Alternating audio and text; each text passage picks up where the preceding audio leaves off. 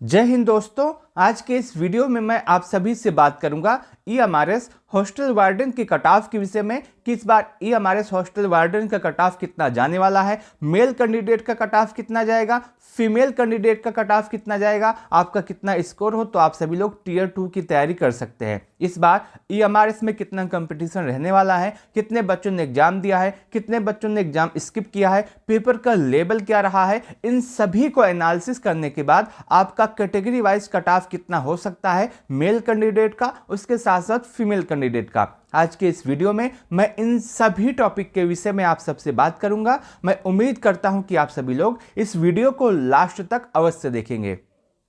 दोस्तों, जैसा कि आप सबको पता होगा, ईएमआरएस हॉस्टल वार्डन के अंतर्गत टोटल 635 पदों पे आपकी वैकेंसी आई थी और इस 635 पद में से 346 पोस्ट आपके मेल कैंडिडेट की थी, वहीं 289 पोस्ट आपकी फीमेल कैंडिडेट के लिए अलॉट की गई थी। ये आपको ऑफिशियल नोटिस में ही मिल जाएगा। उसके साथ साथ बहुत सारे बच्चों का यह भी सवाल होता है कि मेंस में कितने गुना बच्चों को बुलाया जाएगा, तो आपकी जो टोटल वैकेंसी है उसका 10 गुना बच्चों को मेंस में बुलाया जाएगा। यानी कि 635 पदों पे आपकी वैकेंसी आई है तो इसका 10 गुना करेंगे तो आपका होता है 6350। तो मेंस में कितने बच्चों को बुलाया जाएगा?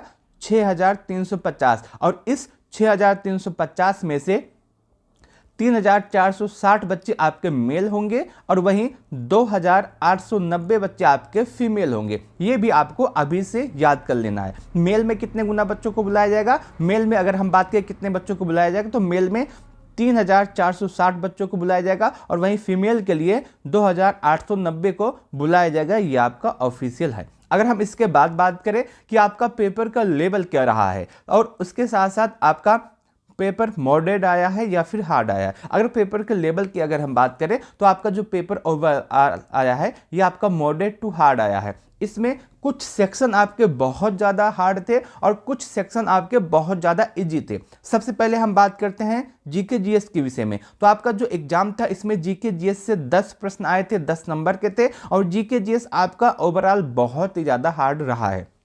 अगर हम 1 या 2 या 3 प्रश्नों को छोड़ दें तो आप यह मान सकते हैं कि इसके अलावा जितने भी प्रश्न आए थे सभी बहुत ज़्यादा हार्ड थे। अगर हम इजी की बात करें कि जीके जीएस में कौन सा इजी था, तो एक पुरस्कार पूछा गया था वो भी आपका इजी था, एक आपका खेल से पूछा गया था वो भी आपका इजी था। इसके बाद जितने भी प्रश्न थे सब इसमें अच्छे लेवल के आए थे। तो आप यह मान सकते हैं कि आपका जीके जीएस यदि रहा है, अगर आपका ईएमआरएस का एग्जाम रहा और आप देने गए हैं और आपका जीके जीएस में 10 में से 3 से 4 सही है तो आपका बहुत अच्छा स्कोर माना जाएगा। और इसके ज़्यादा यदि आपने अटेम्प्ट किया होगा, 10 में से आपने 7, 8 या फिर 9 आपने अटेम्प्ट किए होंगे, तो आप ये मान के चलेंगे कि आपका माइनस स्कोर होने वाला है, क्योंकि ये उतना ज़्यादा अटेम्प्ट करने लायक पेपर नहीं था। आगे बात करें रीजनिंग के विषय में, तो रीजनिंग आपकी ओवरऑल मॉडरेट आई है। बहुत ज़्यादा हार्ड रीजनिंग आपकी नहीं थी, बहुत ज़्यादा हार्ड नहीं थी। आपका जो रीजनिंग था ये मॉडरेट था। आप यह मान के चलेंगे कि जितने बच्चे दिए हैं एग्जाम, मैंने जितने भी बच्चों से बात किया है उसमें रीजनिंग में से 15 में से किसी का 13 सही है, किसी का 14 सही है, किसी का 12 सही है और किसी का 15 तक सही है। उसके बाद आपका आईसीटी आता है। आईसीटी का जो पूरा पेपर था ये आप मान चलेंगे कि आईसीटी इस बार इजी आई थी। इजी आई थी, आईसीटी में कोई भी दिक्कत नहीं हुई। जितने भी बच्चे एग्जाम देने गए थे, मैंने बहुत सारे बच्चों से बात की है, तो इसमें आईसीटी जो आपका था आईसीटी इजी आई है। इसमें ज़्यादातर बच्चों का 14 या 15 स्कोर बन रहा है। 15 में से 14-15 के आसपास बन रहा है।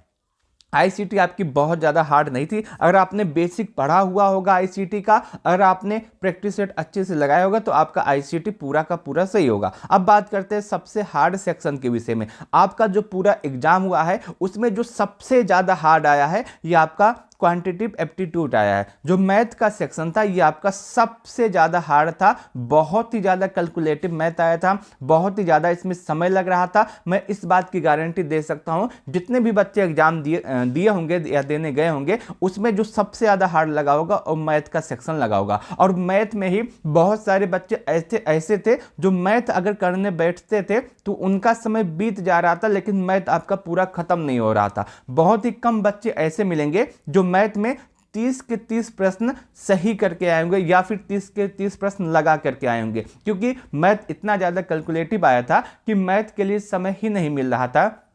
अगर हम मैथ पे जाते तो उसमें पूरा समय समाप्त हो जाता, लेकिन आपका मैथ सॉल्व नहीं हो पाता। तो मैथ आपका जो पूरा का पूरा मैथ है ये आपका हार्ड लेवल का आया था। मैथ अच्छे लेवल का था, हार्ड लेवल का था, आप ये मान के चल सकते हैं। और यदि आप एग्जाम दिए होंगे तो आप मेरी इस बात से सहमत अवश्य होंगे। तो आपका जो पूरा मैथ आया था ये आपका हार्ड लेवल का था। अगर मैथ में स्कोर की बात करें कि कितना स्कोर आपका सेफ होगा, अगर हम मैथ की बात करें तो 30 में से यदि आपका 15 से 18 आपने किया है तो आपका बहुत अच्छा स्कोर होगा, क्योंकि मैथ जो आपकी पूरी आई थी ये बहुत ही ज़्यादा हार्ड लेवल की थी, और हार्ड जो था वो तो था ही बहुत ही ज़्यादा कैलकुलेटिव आया था। तो मैथ आपका पूरा आप मान सकते हैं कि यदि आपने मैथ में से 30 में से आपने 15 से 18 के आसपास किया होगा तो आपका बहुत ज़्यादा अच्छा स्कोर है। बहुत सारे बच्चे ऐसे होंगे जो 15 से अधिक भी किए होंगे, 20-22 किए होंगे, और बहुत सारे बच्चे ऐसे होंगे जो इससे कम भी किए होंगे। और फीमेल के लिए अगर हम बात करें तो फीमेल के लिए जितनी भी ज़्यादा मैथ आई थी इसमें बहुत ज़्यादा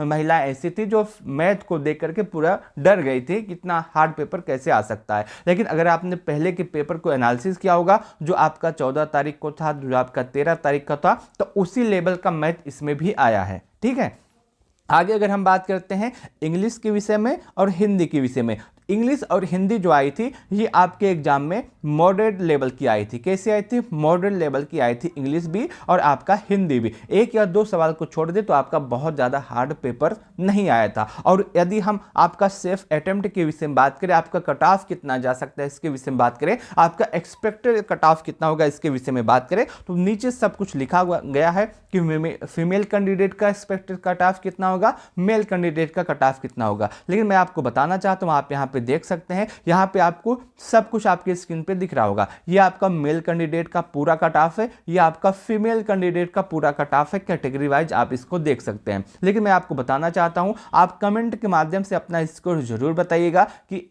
EMRS हॉस्टल वार्डन में आपका स्कोर कितना हो रहा है अभी के हिसाब से।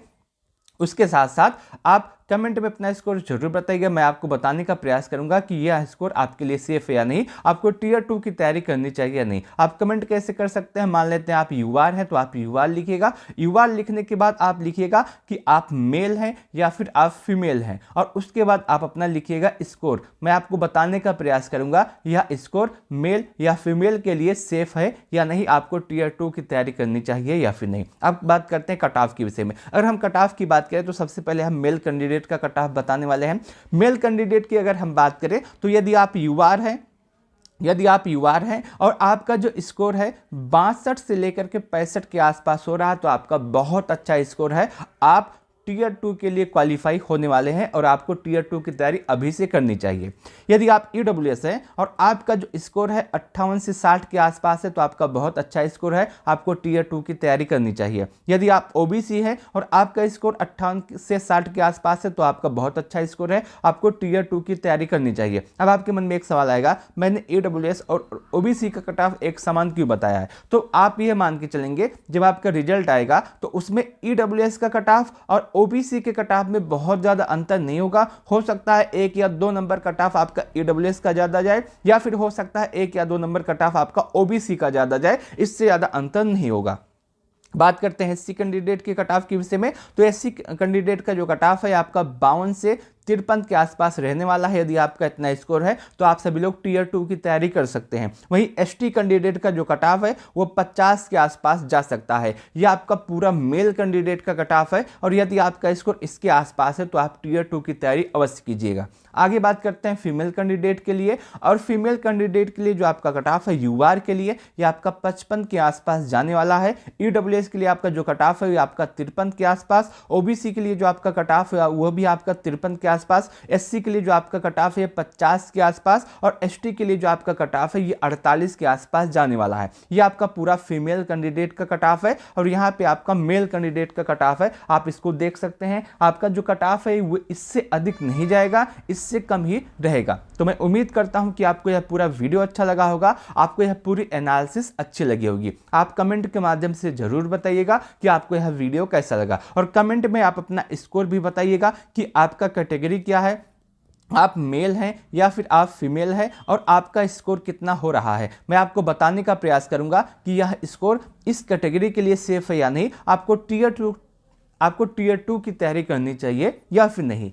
इस वीडियो को लास्ट तक देखने के लिए आप सभी का बहुत बहुत धन्यवाद।